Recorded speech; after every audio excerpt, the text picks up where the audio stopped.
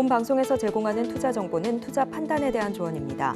방송에서 제공하는 주식의 가치, 가격 상승 및 하락에 대해서는 방송사에서 보장하지 않습니다.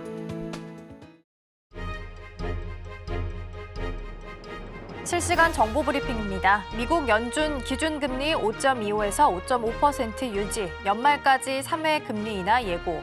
미국의 중앙은행인 연준이 현지 시간 20일 기준금리를 5.25에서 5.5%로 재차 동결했습니다. 연준은 또 올해 연말 기준금리를 작년 12월에 예상한 수치와 같은 4.6%로 예상하며 올해 안에 세 차례 금리 인하가 있을 것임을 시사했습니다. 라가르드 ECB 총재 6월 금리 인하 가능성 시사. 크리스틴 라가르드 유럽 중앙은행 총재가 6월 금리 인하 가능성을 시사했으나 이후 경로에 대해서는 구체적인 신호를 주지 않았다고 CNBC가 현지 시간 20일 보도했습니다. 마이크론 AI 붐 덕에 흑자 전환, 시간 외에서 15% 껑충. 미국 최대 메모리 반도체 업체 마이크론 테크놀로지가 AI 붐에 따른 양호한 실적 발표로 시간외 거래에서 주가가 15% 넘게 뛰고 있습니다.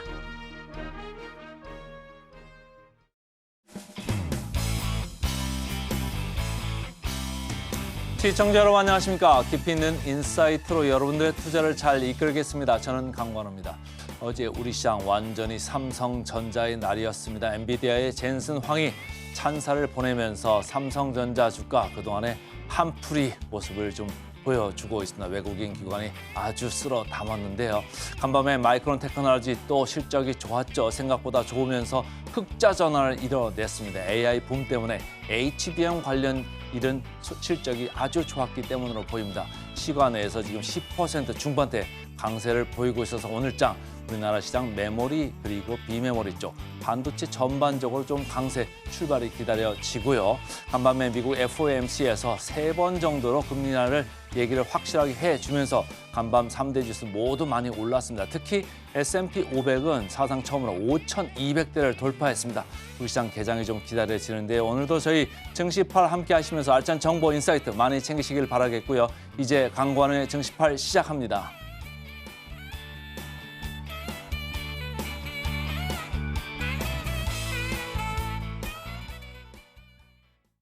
계속해서 외신 브리핑 시작합니다. 먼저 3대 지수 마감 상황부터 함께 살펴보시죠. 3대 지수는 어제 상승 마감했습니다. 특히 나스닥과 다우가 1% 넘는 상승률을 보였습니다. 이 그래프에서 보시다시피 3대 지수 모두 동일한 시점부터 상승하는 불을 좀 더 강하게 켜기 시작을 했습니다. 이때가 바로 FOMC를 기점으로 해서 다시 한번 고점을 좀 높이는 모습이었는데요. FOMC 회의를 소화하면서 어제장에 큰 폭의 오름세로 장을 마감했습니다. 특히 다우와 S&P 500 같은 경우에는 사상 최고치를 다시 한번 기록을 하게 됐습니다. 일단 내용을 좀 간단하게 정리하면 기준금리는 동결이 됐고요. 기존처럼 올해 안에 세 차례 금리 인하가 있을 것임을 시사하기도 했습니다.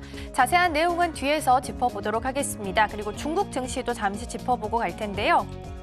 중국 증시 같은 경우에는 어제 Loan Prime Rate, 그러니까 LPR 금리가 공개가 됐고요. Remain Unchanged, 그러니까 그대로 동결시키기로 했다라는 내용입니다.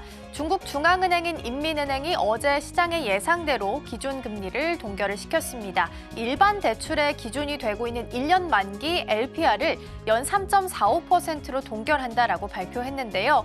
주택담보대출의 기준이 되는 5년 만기 LPR도 연 3.95% 정도로 종전 금리를 그대로 유지시키기로 했습니다.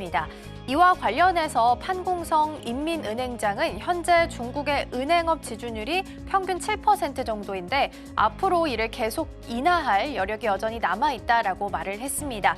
마감 상황도 체크를 좀 해보고 넘어가 보도록 할게요. 일단 상해 종합지수 그리고 홍콩 항생지수도 살펴보시면 0.5% 그리고 0.08%의 상승률을 보이면서 마무리하는 모습이었습니다. 이어서 유가 상황 함께 확인해 보시죠.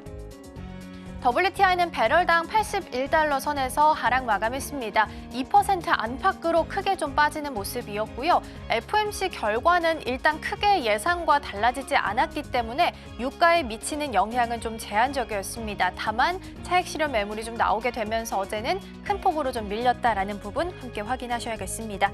이어서 기사들 하나씩 체크해 보겠습니다. 첫 번째 블룸버그 통신 기사입니다. US weighs sanctioning Huawei's secretive Chinese Chip Network, 그러니까 미국 정부가 중국의 화웨이와 연관이 되어 있는 반도체 기업들을 제재하는 방안을 다시 한번 검토하고 있다라는 내용인데요. 앞서서 제재 과정들을 좀 먼저 살짝 정리하고 넘어가 보도록 할게요. 화웨이가 지난해 8월에 7나노미터급 첨단 반도체를 적용시켰던 메이트 60을 선보인 바 있습니다. 첨단 반도체 개발에 실패할 것이다라고 예상을 했었는데 이 예상과 달리 중국이 7나노미터급 첨단 반도체를 자체 개발에 성공을 했습니다. 중국에 대해서 제재 효력이 없는 거 아니냐라는 지적이 좀 나오게 되면서 미국 정부가 점차 제재 수위를 좀 높여갔는데요. 작년 말부터는 중국 최대의 파운드리 업체인 SMIC에 대한 수출 규제도 시행을 했고요. 수출 라이선스를 보유하고 있는 미국 기업들도 SMIC와의 거래를 전면 중단시키기도 했습니다. 더불어서 이번에는 메모리 반도체 제조사 그리고 장비 업체까지 제재를 하면서 중국의 반도체 공급망 규제를 확대할 것으로 보입니다. 그리고 이번 기업 명단 안에 화웨이가 출시한 스마트폰 메이트 60 프로에 장착되어 있던 7나노미터급 반도체를 생산했던 기업들이 신규 제재 명단에 포함이 될 예정입니다. 이는 미국 기업과 화웨이 간 거래를 제한하는 기존 제재에 더해서 화웨이의 제품 생산에 필요한 반도체 공급처까지 함께 타격을 주겠다라는 의도로 풀이를 할 수 있겠습니다. 미국 정부는 첨단 반도체 장비 업체들도 제재 대상으로 새롭게 지정할 방침이고요. 다만 미국 정부는 중국 반도체 기업 규제를 최종적으로 확정한 내용은 아닙니다. 그렇기 때문에 향후 미국과 중국의 관계에 따라서 이 제재 여부가 조금 더 긍정적으로 바뀔 수도 있다라는 관측 나오고 있습니다. 제재 범위가 이제 바이오, 조선 등 범위가 점점 확대되는 분위기까지 만들어지고 있는데요. 이번 이슈는 또 어떻게 매듭 지어질지 확인해 보셔야겠습니다. 이어서 두 번째 기사 함께 확인해 보도록 하겠습니다. 로이터 통신 기사인데요. Apple boss Tim Cook visits Shanghai with China sales under pressure. 팀 쿡 애플 CEO가 중국 상하이를 방문했다라는 기사인데요. 외신들은 CEO 상하이 방문이 오는 21일에 예정되어 있는 상하이 징안사 광장에 들어설 애플 스토어 개장을 앞두고 이루어졌다라는 데 주목을 좀 했습니다. 이 매장이 아시아 최대 규모의 애플 매장이고요. 뉴욕 5번가에 이어서 세계에서는 두 번째로 큰 애플의 플래그십 스토어라고 합니다. 또 쿡 CEO는 세계 1위의 전기차 업체로 올라섰던 비아디의 왕찬푸 회장도 함께 만난 것으로 알려져 있는데요. 애플은 최근 중국 시장에서 고전을 좀 면치 못하고 있습니다. 그렇기 때문에 이번 방중으로 중국 내에서 관심을 좀 얻고 분위기를 전환을 시켜 나갈 수 있을지 기대해 보셔도 좋겠습니다. 이어서 다음 기사도 함께 확인해 보도록 하겠습니다. 이번에는 어제 있었던 FOMC 결과 내용 함께 살펴보도록 하겠습니다. 기자회견은 3시 30분에 있었는데요. 이 내용까지 모두 포함해서 함께 좀 보도록 하겠습니다. 우선 금리는 여기 나와 있던 것처럼 remains 그대로 동결을 시키기로 했습니다. 이로써 5회 연속 동결을 결정을 했고요.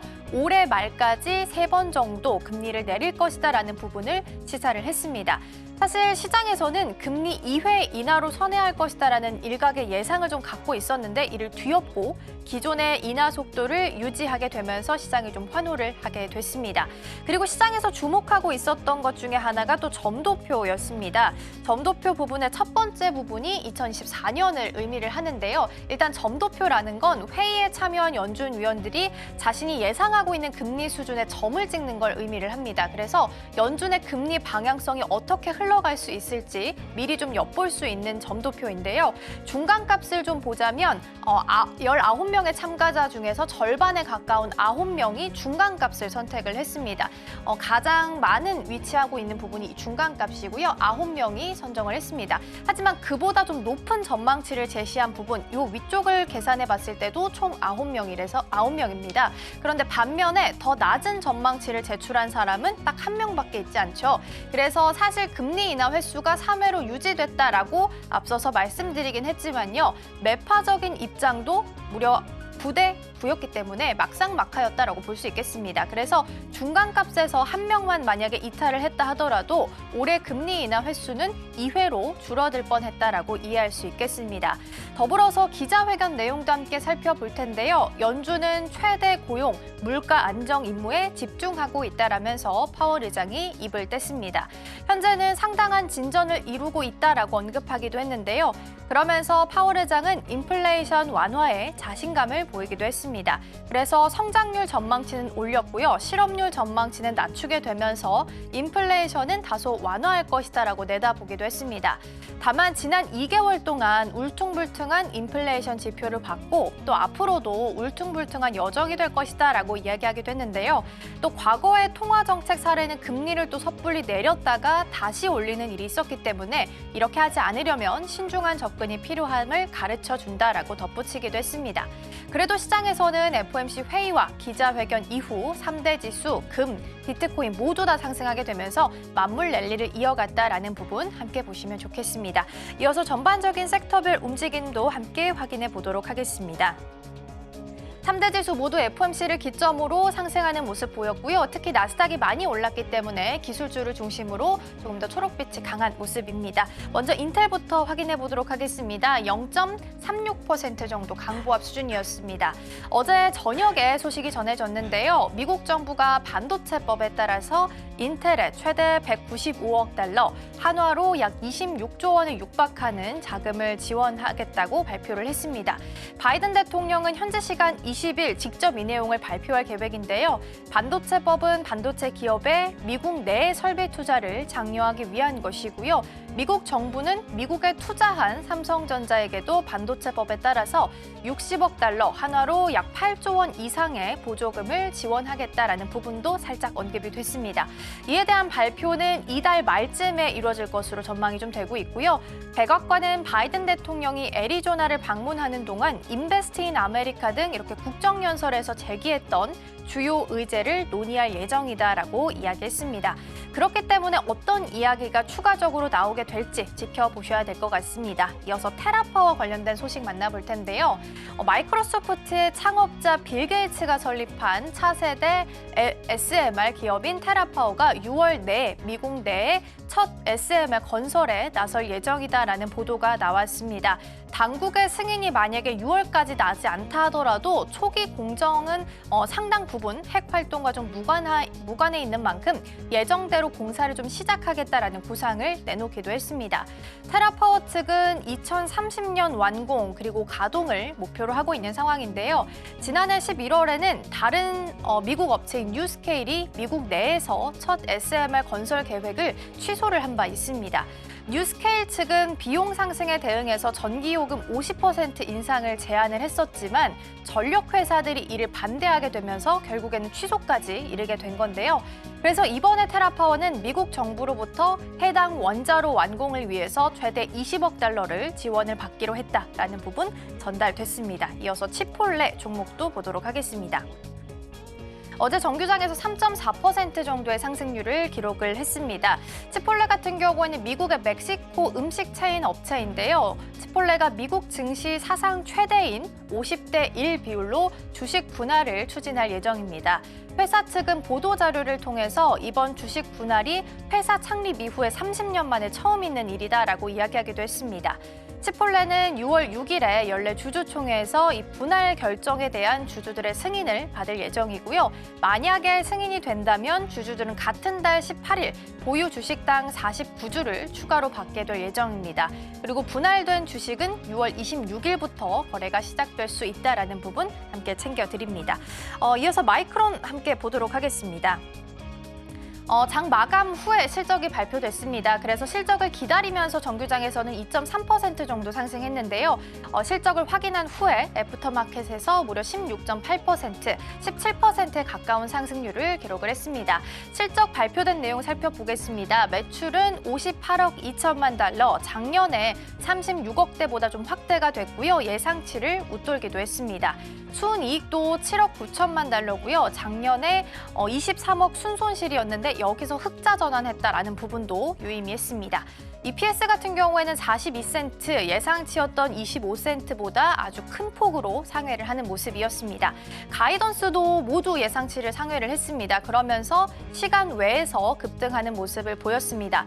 이번에 마이크론이 어닝 서프라이즈를 발표했던 이유는 HBM 덕분이었는데요. 회사 측에 따르면 2024년 HBM은 이미 완판이 됐다고 하고요. 2025년도 물량 또한 대부분 완료가 됐다라는 부분도 함께 전했으니까요. 이 부분도 참고하시면 좋겠습니다. 지금까지 외신 브리핑이었습니다.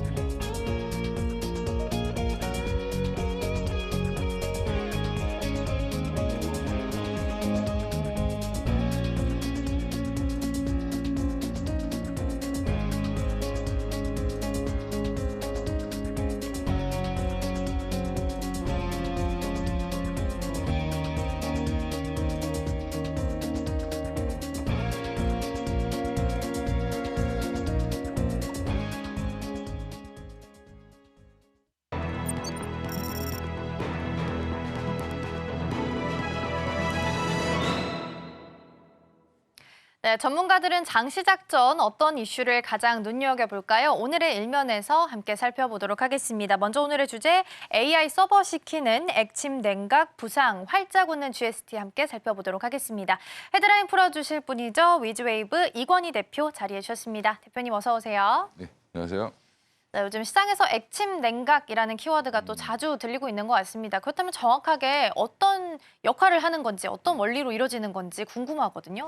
일단 지금 미국 시장 어제도 그랬지만 가장 최근에 전체 시장을 이끌어가는 전 세계 시장을 이끌어가는 거는 반도체 관련된 그렇죠. 종목들이죠. 특히 이제 AI 오픈 AI 등장으로 인해서 거대 언어 모델이라고 하는 LLM을 이제 돌리게 되면 사실은 이제 우리가 서버라고도 하고 데이터 센터라고도 하고 IDC라고도 하는데 이게 지금 다 똑같은 얘기거든요, 사실요. 근데 이런 부분들은 지금도 있지만 지금도 전 세계에 한 8,000개 이상이 있습니다.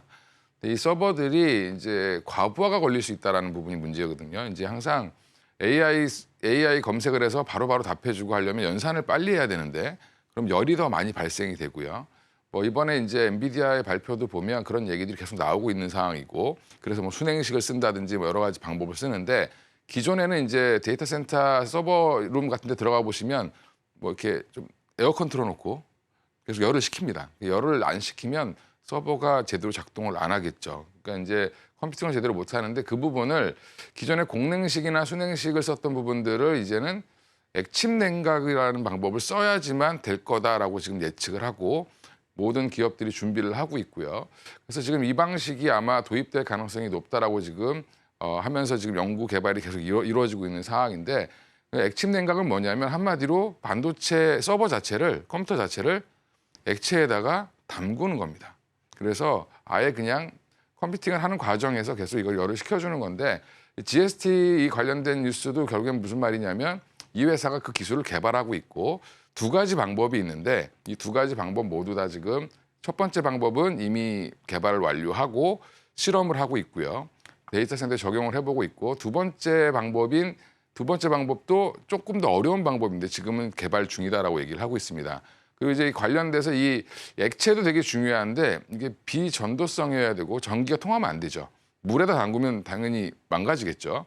그래서 이게 망가지지 않게 열을 식혀줄 수 있는 그리고 발열점이 낮은 이런 것들을 개발해야 되는데 그게 지금 SK 이노베이션의 자회사가 개발하고 있다는 얘기도 이제 이 기사를 보시면 알 수 있는데 그 내용을 가지고 제가 말씀을 드린 이유는 최근에 이제 데이터 센터에 대한 얘기가 계속 나오고 있습니다. 좀 전에 브리핑 하셨던 것도 보면 전력을 써야 된다. 지금 마이크로소프트에서 SMR을 지금 만들겠다라고 하는 이유는 지금 기존의 신재생 에너지 가지고는 이걸 대체할 수 있을 정도의 전기가 부족하다는 판단 때문에 그런 거고요. 그래서 다시 이제 원자력까지 지금 소환되는 건데 미국이 1956년 이후로 한 번도 지은 적이 없는 원자력을 지금 다시 한번 꺼내들고 있다는 거는 그만큼 전력 수요가 폭발적으로 증가할 거라는 전문가들의 예상 때문에 그렇다고 보시면 되고요. 그 안에서 이 전력 수요를 작게 만들어주는 거. 데이터 센터가 전체 운영되는 전기량의 거의 한 40%를 이거 식히는 데 쓰고 있습니다. 전기를. 근데 그게 지금 GPT 이제 오픈 AI죠. 거기가 돌아가는데 1년에 서버 전체를 운영하는 전기 요금이 한 1조 원 정도 든다고 합니다. 근데 이 부분을 만약에 잘 열만시켜 줄 수 있으면 훨씬 더 전기 요금을 줄일 수 있겠죠. 그럼 전력 사용량도 줄일 수 있고 이런 부분들 때문에 액침 냉각이 다시 한번 부각되고 있다고 생각하시면 될 것 같습니다. 네, 액침 냉각이라는 기술 자체가 서버를 액체 안에다가 넣는 거다라고 말씀을 좀 해주셨는데 전기를 식히는 데 있어서 전력 사용의 40%라고 하면 거의 절반 가까운 정도를 사용하고 있는 거기 때문에 만약에 이 기술이 잘 적용이 된다면 전력 사용량 부분에 있어서도 많이 좀 절감이 될 수 있겠다라는 장점을 좀 가지고 있는 것 같습니다. 그런데 굳이 또 여러 종목들이 있지만 GST가 기술을 좀 가지고 있기 때문에 지금 시장에서 주목을 받고 있는 상황이잖아요. 그러면 아직 개발 중인 부분이 있기 때문에 기대감이 좀 더 많이 남아있다고 봐도 되는 걸까요? 일단 지금은 당장 GST라는 회사가 이걸 가지고 돈을 벌지는 않을 겁니다. 돈을 벌 수도 없고 왜냐하면 아직 적용을 하지 않았기 때문에 SKM무브 같은 경우도 지금 뭐 델과의 이제 거래가 있다라고 얘기는 하는데 아직 확정되지 않았다고 얘기하고 있고요. 근데 GST는 원래 이제 스크러버라든지 이제 칠러 같은 장비를 만드는 회사인데 스크러버는 이제 가스를 정화해 주는 거고요. 그다음에 칠러 같은 경우는 온도를 조절해 주는 겁니다. 이제 한마디로 반도체에서 온도를 조절해 주는 건데 이 부분을 하다 보니까 GST가 액침 냉각까지 간 거고요. 그래서 아까 얘기했던 첫 번째 이제 단순하게 담궈서 그 액체를 식히는 전체적으로 식히는 방법을 쓰는 게 일상인데 이 부분을 이제 원 페이지라고 하고 이제 투 페이지 이제 두 가지 방법을 쓰는 게 있는데 담그기만 하는 게 이제 이 첫 번째 방법이고 이거는 이제 성공을 했고 두 번째 방법은 이게 발열점이 낮은 물질이 기화가 되면서 끓는 형태입니다. 그래서 열이 나면 그게 이제 끓으면서 이제 열을 발산시켜 주는 거죠. 그리고 다시 그걸 식혀서 다시 또 내려오고 계속 이걸 반복해 주는 형태인데 화면에 보이시는 이 방법이 이제 두 번째 방법인데 이 방법을 지금 개발을 하고 있는 겁니다. 저기 녹색 부분으로 담겨져 있는 게 컴퓨터라고 보시면 되고 서버라고 보시면 되고 그게 이제 끓고 있는 게 지금 그 안에 들어있는 액체 물질이라고 생각하시면 되고요. 이게 뭐 100도가 아니라 한 30도, 40도만 되면 끓는 겁니다. 그래서 이제 기화가 돼서 열을 식혀주고 또 다시 이걸 계속 반복해주는 그런 형태로 지금 개발을 하고 있고요. 아마 최종적으로는 이 기술이 조금 더 어렵기 때문에 이 기술을 갖고 있는 회사가 경쟁력이 있을 거다라고 보고 있습니다. 네, 과학적인 원리가 또 들어가니까 끓는 점을 낮춰서 40도만 돼도 좀 서버가 식혀질 수 있는 원리를 좀 찾으면 좋을 것 같고요. 그럼 액침 냉각과 관련해서 좀 투자 키워드를 잡으면 좋을 것 같은데 어떻게 잡아보면 좋을까요? 지금 이제 데이터 센터 관련돼서 이제 뭐 전력 소모 지금 요즘에 뭐 전력 설비 관련 종목들도 굉장히 올라가는데 예전에는 미국의 뭐 전력난 그다음에 노후 전력 이런 것들 노후 전력 설비 때문에 올라갔다라고 얘기하는데 교체 수요 이렇게 얘기했는데 지금은 데이터 센터가 갑자기 또 등장을 했죠. 그러면 이 부분에 대해서 결국에는 데이터 센터 관련된 종목도 계속 파생이 될 텐데 그 와중에 결국에는 전기 요금을 줄일 수 있는 방법을 찾을 겁니다. 계속 기업들은 지금 현재 데이터 센터 같은 경우는 거의 많이 줄여놨습니다. 그래서 심지어 뭐 북극에다가도 만들고 뭐 아일랜드 같은 데다도 만들고 하는데 지금 이런 부분들을 최대한 이제 낮춰줄 수 있는 방법을 액침 냉각으로 보고 있고요. 이거는 이제 단순히 지금 어떻게 보면 테마성으로 움직일 가능성이 높은데 그래도 그 안에서 이 기술을 갖고 있는 회사들은 계속 투자를 받거나 추가로 이제 앞으로 데이터 센터 이게 발전 속도가 굉장히 빠르기 때문에 적용이 생각보다 빨리 될 수 있다라는 측면에서는 지금부터 보셔야 된다라고 말씀드리겠고요. 그 안에서 이제 관련된 종목을 좀 찾아보면 사실은 아까 얘기했던 뭐 GST가 중소형주 중에 가장 대표적인데 그 회사가 지금 본업만 가지고도 사실은 돈을 잘 벌고 있습니다.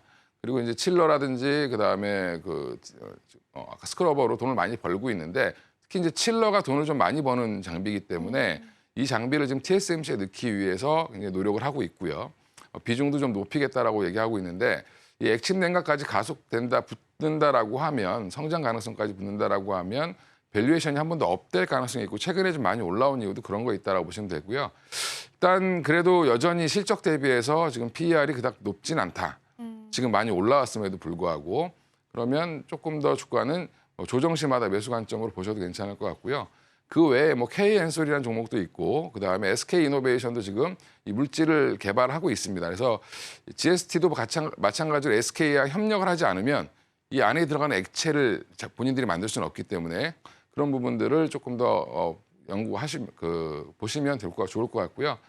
지금 이제 액침 냉각이 뭔지라는 거 많이 들으셨는데 그냥 한마디로 영어로 이머전이라고 해서 아예 푹 담근다 이런 뜻입니다. 그냥 그래서 이 말이 좀 어려워서 그렇게 뭐 좀 그러실 텐데 뭔가를 개념을 좀 알고 가시면 아 이게 이것 때문에 뜨는구나라는 부분을 좀 인지하실 수 있지 않을까 생각하고 있습니다.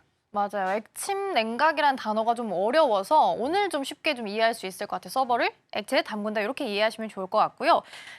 일단 전력 부족 사태가 어느 정도 해결이 돼야 그때부터 데이터 센터가 잘 원활하게 돌아가고 그 다음에 액침 냉각이 필요한 거잖아요.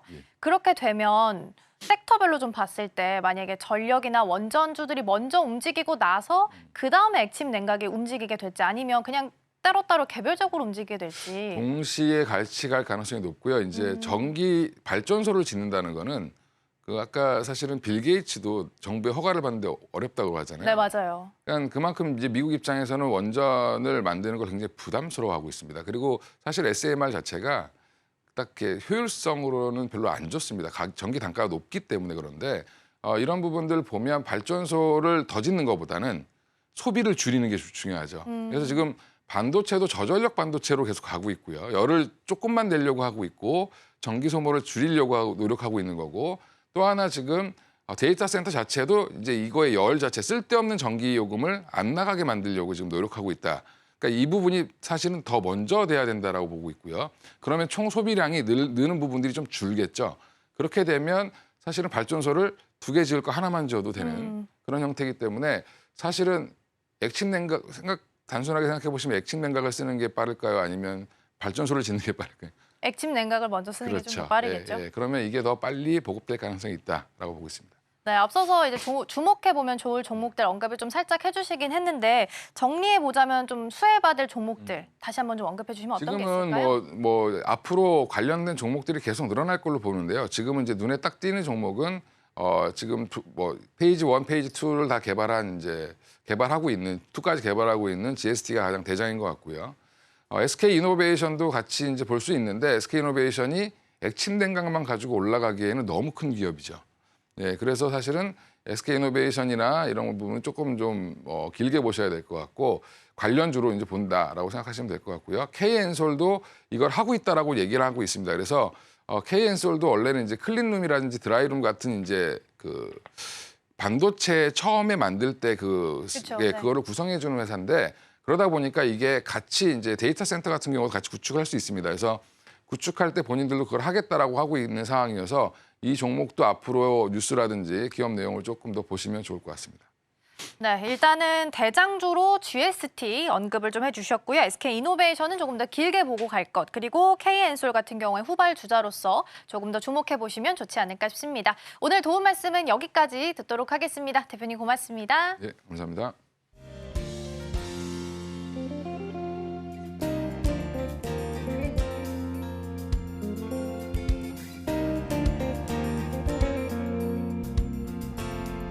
네, 개장하기 전 어제 장을 돌아보고 다시 한번 정리해보는 시간 가져보겠습니다. 시간 외 시간이고요. 오늘 도움 말씀에는 진이인베스트먼트 정선우 대표 화상으로 연결되어 있습니다. 대표님 안녕하세요.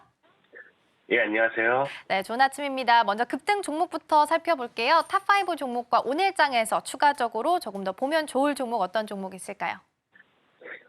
일단은 뭐 시간에 어제 같은 경우 또 움직여줬던 종목들을 전체적으로 흐름을 본다라고 하면은 최근 이제 3월이 우리 시청자 여러분들도 알다시피 상장 폐지 시즌이라고 합니다. 상장 폐지 시즌이라고 해서 실적이라든지 이런 것들 좋지 못한 기업들이 상장 폐지가 되죠. 그러다 보니까 이제 감사 보고서가 좀 제출이 되어야 되는데 그 감사 보고서가 제출이 되지 못했던 기업들이 아무래도 지연된 이런 기업들이 상장 폐지에 대한 리스크 때문에 하락했던 경우가 많아요. 그런 이 기업들이 지금 감사 보고서 제출과 함께 좀 시간에 움직이는 종목들이 굉장히 많았다라고 보시면 좋을 것 같습니다.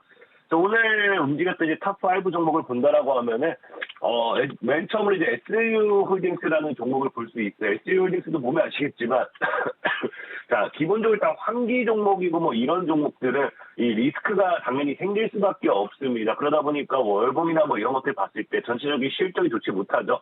그러니까 상장 폐지 시즌이 다가오면서 차트가 이렇게 무너지는 모습이 우리가 확인되고 있는데 역시 어쨌든 감사 보고서 자체는 뭐다 적정으로 뜨면서 상장에는 문제가 없다라고 이제 우리가 생각하다 보니까 시간에 또 움직이는 모습 포착해 볼 수 있었고요. 자, 두 번째는 이제 또 삼보산업이라는 종목이 있어요. 자, 삼보산업 같은 경우도 전체적으로 보면은 내가 이제 뭐 상장 폐지 시즌이 다가오면서 이렇게 하방으로 미는 거 우리가 확인해 보실 수 있습니다. 자, 그러다 이제 급반등을 좀 보여주면서 최근에 역시 이제 장 마감하고 감사 보고서가 제출이 되었다. 그래서 이제 적정 이 상장에 있어서 문제가 없다라는 이야기가 나와주면서 역시나 추가적인 상방 나와주는 거 우리가 확인해 보실 수 있고요. 자, 이제 파미셀이나 세 번째 또 파미셀이라는 종목이 있습니다. 역시나 지금 보면 알겠지만 어제 시간에 움직였던 종목들은 다 이렇게 무너지는 종목들. 그러니까 이슈를 떠나서 일단 실적 자체가 안 좋기 때문에 상장 시즌이 다가오면서 무너지는 종목들이라 보시면 좋고요. 파미셀 역시 이렇게 무너지고 나서 뭐하고 있다. 장 마감하면서 감사 보고서가 이제 제출이 되면서 그 관련되는 모멘텀으로서 역시나 상장 유지되기 때문에 또 이제 수급들 들어와 주는 거 우리가 확인해 보실 수 있고요. 자, 그리고 이제 네 번째로 이제 소록스.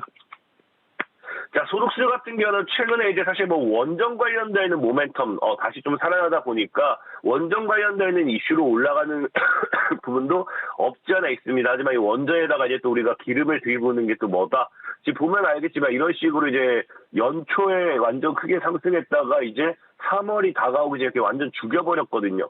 그러니까 이 구간대가 완전히 상패 전에 이제 불꽃빔이라고 해가지고 상패 전에 불꽃을 쏴주고 이제 죽는다. 그래서 이거 상패될 거다. 뭐 이런 이 악성 루머들도 좀 사실 뭐 돌긴 했었죠. 자, 그러면서 이제 역시나 감사 보고서가 이제 제출이 되면서 감사 보고서 관련되어 있는 모멘텀 역시나 상장 유지, 상장이 지속되는구나 하면서 시간에 수급이 들어오는 거 우리가 확인해 보실 수 있습니다. 자, 그리고 이제 실리콘2라는 종목이 또 있어요. 실리콘2 같은 경우도 지금 실리콘2는 사실 뭐 다른 종목들이랑 좀 달라요. 다른 게 뭐냐고 하면은 기본적으로 감사 보고서가 제출된 부분이 있습니다. 근데 다른 종목들처럼 뭐 무너지진 않았죠. 무너지진 않았고, 자, 차트적으로 본다 하더라도 고점, 저항대 뚫어내면서 이 실리콘2가 이제 신고가에 대한 패턴 기대를 우리가 해볼 수 있는 상황입니다. 자, 이런 신고가 패턴에서 이제 이 감사 보고서가 이 실리콘2를 좀 더 상방으로 올릴 수 있는 이유가 된 게 뭐냐고 하면은 감사 보고서상에는 이제 이 기업이 존속할 수 있느냐 없느냐가 나오는 게 맞지만 거기 뭐까지 추가가 되느냐, 영업이익, 당의 이제 실적, 당의 이제 전년도의 이 영업이익과 올해 영업이익 이런 것들이 비교가 돼요. 자, 그러면서 봤을 때 실리콘2는 영업이익이 이제 직전 연도 대비 영업이익이 4배 정도 증가했고요. 당기순이익이 3배가 증가한 것이 감사 보고서를 통해서 확인해 보실 수 있었습니다. 자, 그러다 보니까 역시 뭐 실적에 대한 기대감이 또 추가적으로 붙어줬다라고 좀 보시면 좋을 것 같습니다. 자, 그래서 오늘 뭐 이 종목들 중에서 우리가 좀 눈여겨보면 좋은 건 뭐냐고 하면은 사실 뭐 실리콘2 이런 애들이 뭐 신고가 랠리로서 이어지는 파동이 될 확률이 굉장히 커요. 하지만 그럼에도 오늘 베스트로 뽑아보고 싶은 종목은 이제 파미셀이라는 종목이에요. 이제 파미셀이라는 종목을 좀 뽑아보고 싶은 이유가 뭐냐고 하면 기본적으로 이제 기술적인 반등이 나와줘야 되는 자리다라고 좀 보시면 좋고, 자, 기술적인 반등에서 이제 뭐 하방수세 돌파하고 이제 우리 삼각수렴이죠. 삼각지점대를 돌파하고 강한 상승을 기대해 볼 수 있는 차트적인 구간도 맞지만 최근에 우리가 이제 금리 인하에 대한 기대감과 함께 제약바이오 관련되어 있는 모멘텀의 수급들, 제약바이오 업종군들의 이런 흐름이 사실 좀 기대가 되는 부분이 많아요.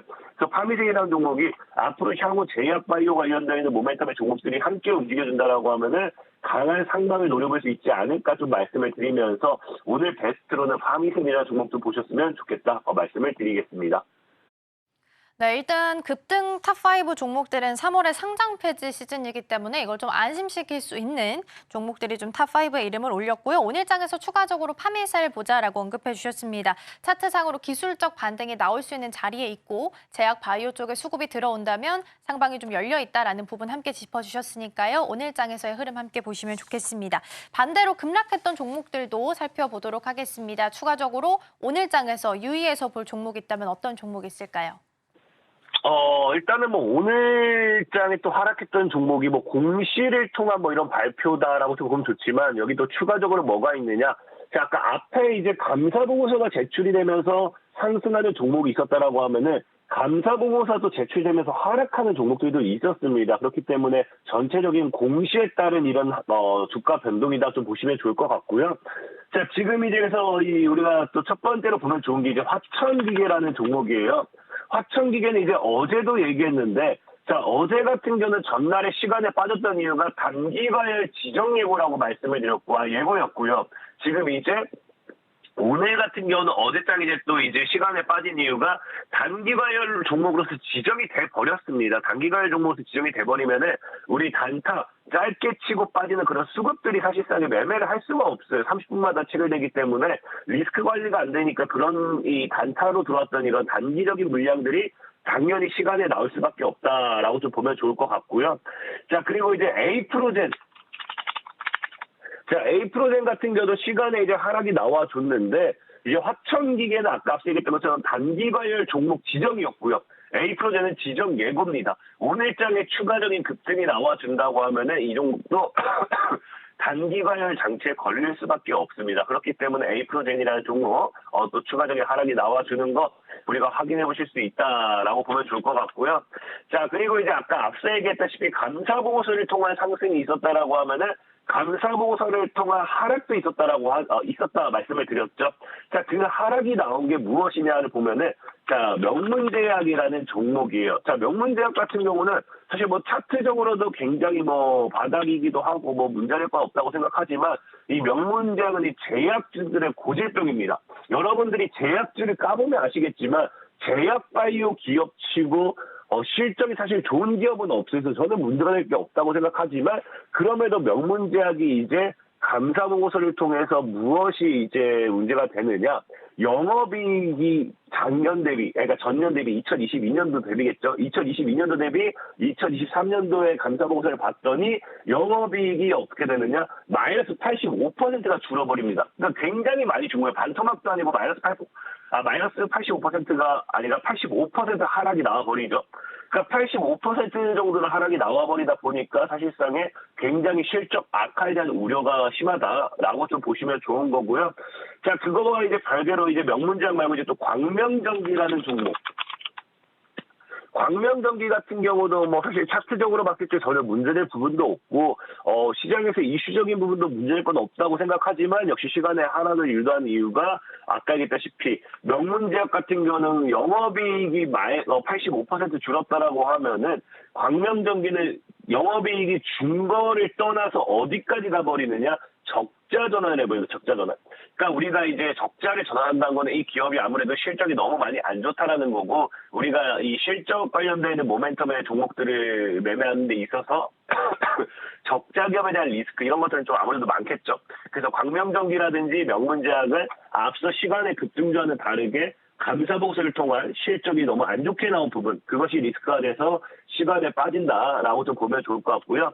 자, 그리고 마지막으로 이제 워트라는 종목, 워트라는 종목도 이제 그 공시가 나왔습니다. 그러니까 얘는 어떤 공시가 나오냐고 하면은 분봉상 보면 아시겠지만 동시효과 분명히 약 1,850원 정도 있던 이 주가가 동시효과가 끝나자마자 얼마 1,620원까지 해가지고 확 무너지죠. 그러니까 확 무너지면서 동시효과가 이제 급변했다. 종가 급변에 따른 이 리스크다라고 하면서 공시가 나와줍니다. 자, 그러다 보니까 아무래도 종가가 급변함에 따라서 이 관련 모멘텀 수혜주들 이 악재가 있지 않나라는 이런 생각 때문에 이 시간에 수급이 좀 빠지는 모습 확인되고 있고요. 자, 오늘 제일 중요하게 이제 조심해보면 좋을 종목은 화천기계라는 종목을 좀 말씀드리고 싶어요.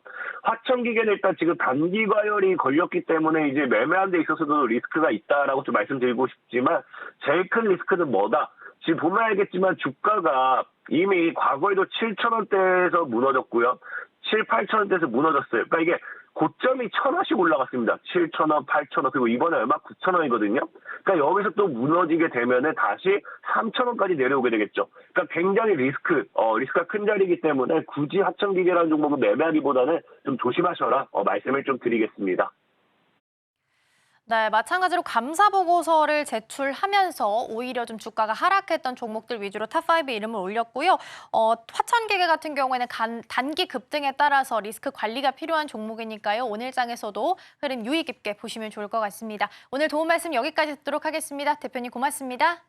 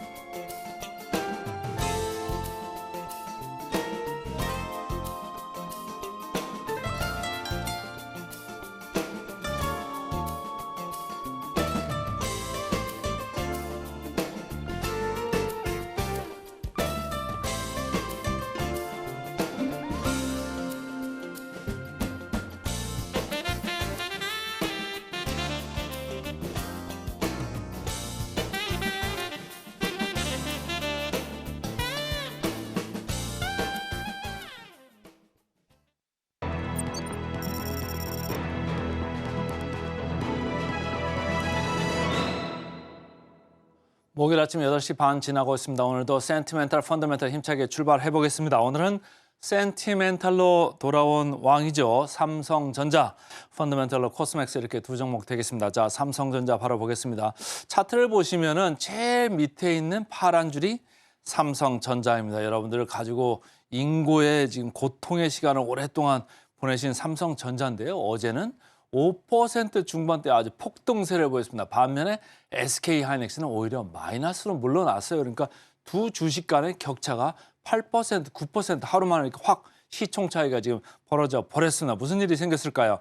지금 제가 제목을 HBM 관련주의 전성시대다 이렇게 말씀을 드렸는데 엔비디아의 젠슨 황이 SK하이닉스도 얘기를 했습니다마는 삼성전자에 조금 더 무게감을 주는 그런 코멘트를 어제 한 게 시장에 영향을 많이 줬기 때문입니다. HBM 관련주라고 하면은 뭐 한미 반도체, 이수, 페타시스, ISC 이런 순서로 주가가 지난 1년 동안 상당히 강세를 보여왔다.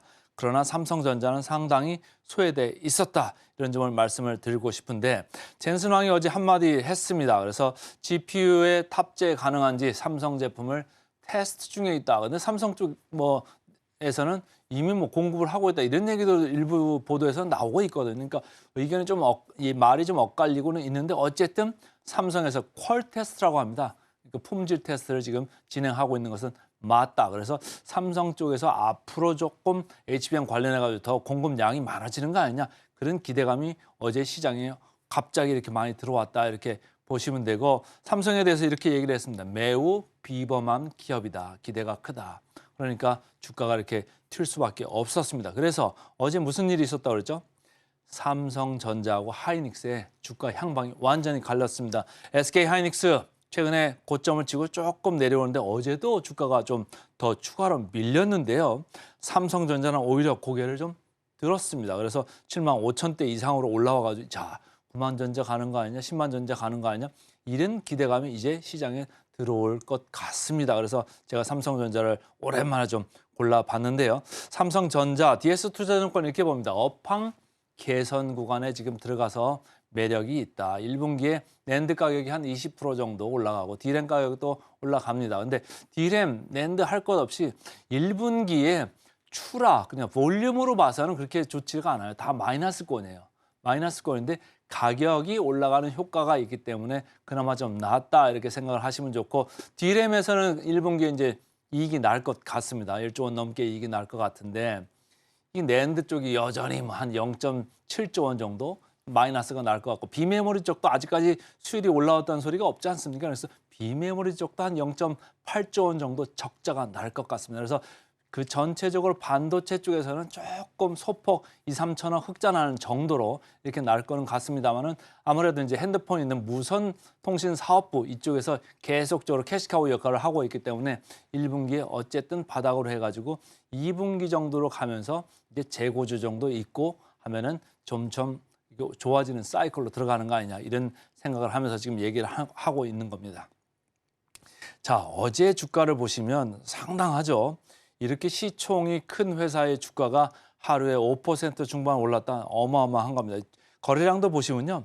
외국인 기관이 아주 폭풍 매수를 어제 했습니다. 개인들이 여기서 계속 오랫동안 들고 계셨는데 여기서 그냥 털리고 만 거죠. 전 고점이 지금 8만 원 근처입니다. 그러니까 조금 더 오늘 간밤에 이제 미국에서 마이크론 테크놀로지의 주가가 뭐 지금 시간에서 한 10% 중반대에 지금 왔다 갔다 하고 있지 않습니까?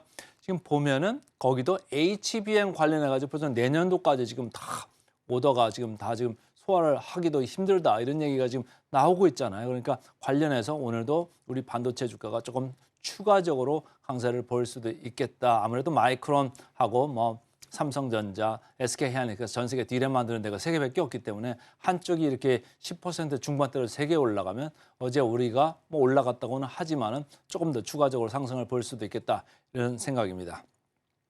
자, 공매 잔고율 0.1%입니다. 그러니까 무슨 얘기냐면 지금 잔고율이 뭐 한 300만 주 중반 정도 이렇게 있는데 어제 이렇게 외국인들 기관이 많이 샀다 그러면 진짜로 산 거지 이렇게 공매를 환매수하는 거 이거는 좀 아닌 것 같다 이렇게 보시면 되죠. 진짜로 사들어온 느낌이 있다 이런 얘기입니다. 자, 역사적 밸류 밴드로 봤을 때 높지도 않고 낮지도 않고 중하단 정도에 있어서 상당히 그래서 매력적으로 일단은 보이죠.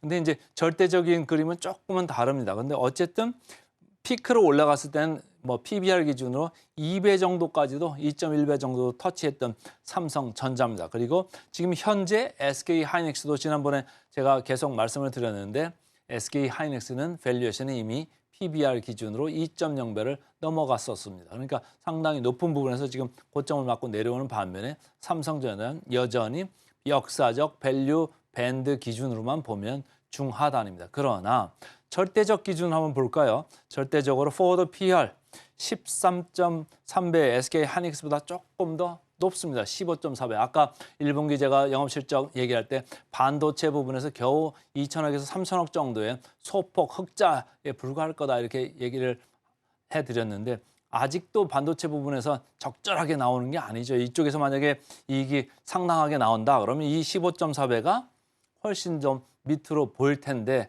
앞으로도 조금 이익 개선 속도가 좀 가팔라지면은 이 PER은 내려올 수 있습니다. 좀 더 두고 보기로 하고요. PBR로 봤을 때는 삼성전자가 이 HBM 관련주 중에서는 상당히 싼 것은 확실합니다. 그러나 여기가 회사가 만들어내는 RO이라는 게 있습니다. 그거로 대비해서 봤을 때는 1.3은 낮지는 않다 이렇게 저는 개인적으로 봅니다.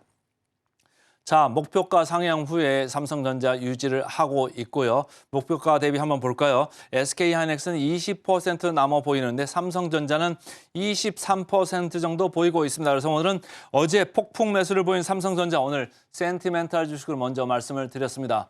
펀더멘탈로 가겠습니다. 펀더멘탈 오늘은 코스맥스입니다. 자, 화장품 회사죠. 자, 차트를 제가 몇 개를 이렇게 보여드리는 차트를 그려왔습니다. 지난 1년 기준으로 봤을 때 이런 순서입니다. 코스메카 코리아, 인그루드랩, 아이패밀리에스 이런 순서로 주가가 많이 올랐습니다. 코스맥스는 어디 있습니까? 제일 밑에 하단에 처져 있죠. 코스맥스 상당히 뭐 여러 가지 OEM, ODM 하는 업체들이 각광을 많이 받았습니다만은 그럼에도 불구하고 주가는 아직까지도 별로 안 좋았습니다. 특히 최근에는 중국에서 충당금 설정을 하는 것 그런 이유 때문에 조금 주가가 오히려 더 밀렸었다 이런 얘기예요. 1분기 실적이 잘 나올 거라고 생각을 했었는데 오히려 주가가 밀린 게 조금 독이 됐었는데 최근에 고개를 조금씩 들고 있습니다. 그래서 제가 제목을 바닥 탈출하려고 하나 이렇게 잡아봤습니다. 자, 유안타 증권입니다. 가벼운 체력으로 시작한다. 무슨 얘기냐면 중국 쪽에서 영업조직 또 재정비하고 중국 쪽에서 작년에 별로 안 좋았거든요. 근데 그 안 좋은 거를 다른 여타 지역에서 지금 벌충을 하고 있어요. 일본 쪽도 수출이 좀 잘 되고 있고 미국 쪽도 뭐 잘 나가고 있고 동남아도 괜찮고 해가지고 전체적으로 다른 쪽에서 지금 벌충을 하고는 있는데 그게 금년에는 영업조직도 재정비하고 충당금도 쌓고 하면서 가벼운 체력으로 좀 출발할 것 같다 이렇게 얘기를 합니다. 다만 목표 주가는 조금 내렸죠. 근데 유안타증권은 중국에서 트라우마가 제발 안 되기를 좀 바란다. 대선 충당금 우려 때문에 주가가 반응한 거는 맞는데 요율 변경의 영향이고 실질적으로는 좀 두고 봐야 된다 이렇게 얘기를 하고 있고요. 자, 영업이익률 기준으로 봤을 때 금년이 작년 파란 줄보다는 1.1% 포인트 이렇게 올라가는 그림 맞습니다. 자, 최근에 주가가 하염없이 이렇게 흘러내리다가 한 3일 정도 올랐네요. 3일 정도 오르는데 외국인 기관의 쌍끌이 매수가 마침내 포착이 됐습니다. 역사적 밸류 밴드로 봤을 때 중하단에 있죠. 그러니까 밸류가 상당히 밑으로 내려와 있는 게 맞고요. PER로만 보겠습니다. 오늘 PER 11배 정도 코스맥스 이렇게 보입니다.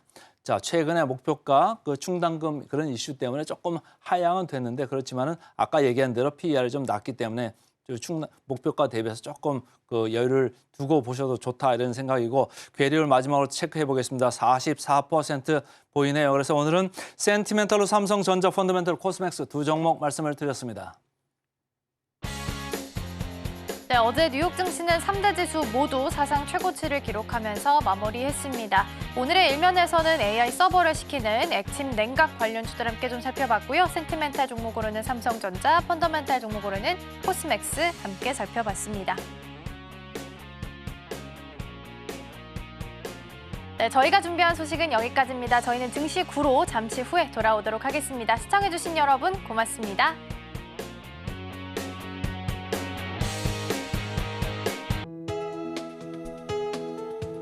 본 방송에서 제공하는 투자 정보는 투자 판단에 대한 조언입니다. 방송에서 제공하는 주식의 가치, 가격 상승 및 하락에 대해서는 방송사에서 보장하지 않습니다.